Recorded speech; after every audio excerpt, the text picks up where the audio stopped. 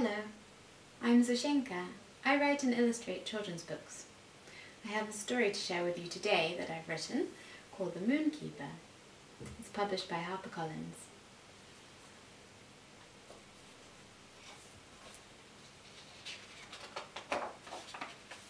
The Moonkeeper, for Louisa and Ada.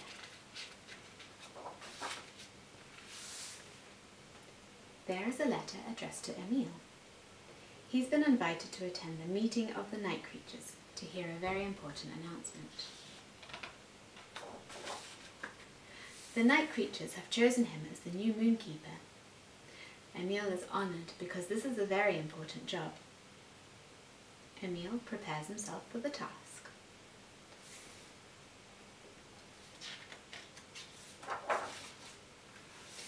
There are many things he might need for looking after the moon. A measuring tape, perhaps? Feather duster? A net? Crayons, even. At dusk he climbs 93 steps up the ladder to meet the moon. Up in the sycamore tree, Emile introduces himself. The moon is beautiful and round. Emile has never looked at the moon this way before, and he realizes just how magnificent it is. For several nights, Emile keeps watch over the moon. He clears some obscuring clouds, there with his vacuum cleaner, and tells the fruit bats to move along when they play too close. There isn't a lot to do, but Emile finds the moon nice to talk to in the stillness of the night. One evening, he notices something strange. Emile rubs his eyes.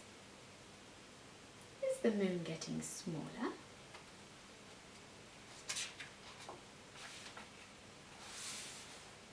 His neighbour nods in agreement.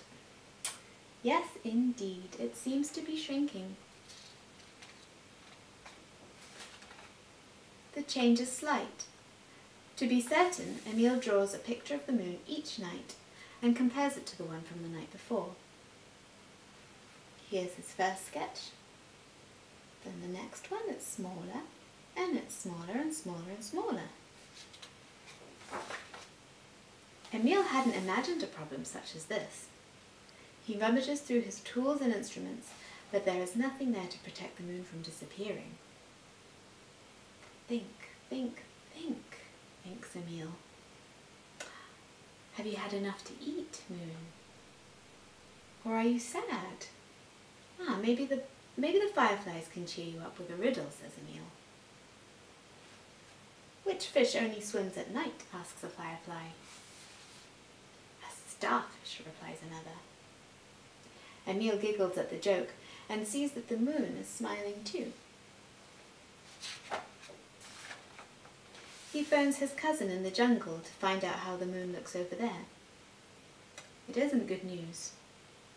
Same here, Emile, reports his cousin.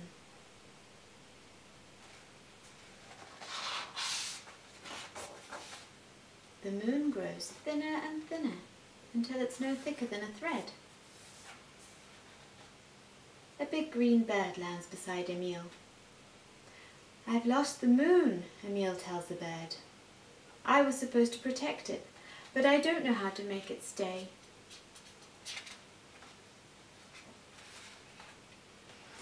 Watch me, says the bird. It jumps off the roof and flies into the darkness. Emile stares into the night, trying to keep the bird in sight.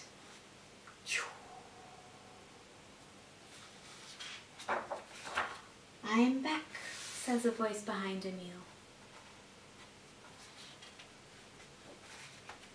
Things come and go, you'll see, says the bird.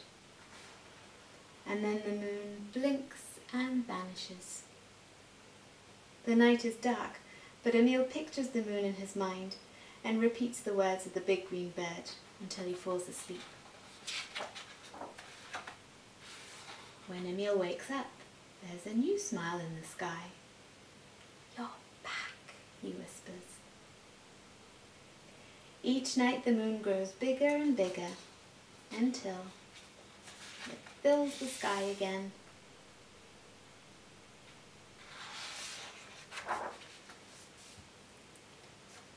So Emile got his moon back, and so did all the night creatures. So we have the full moon coming up any night now, and maybe you'd like to have a go at being a moon keeper.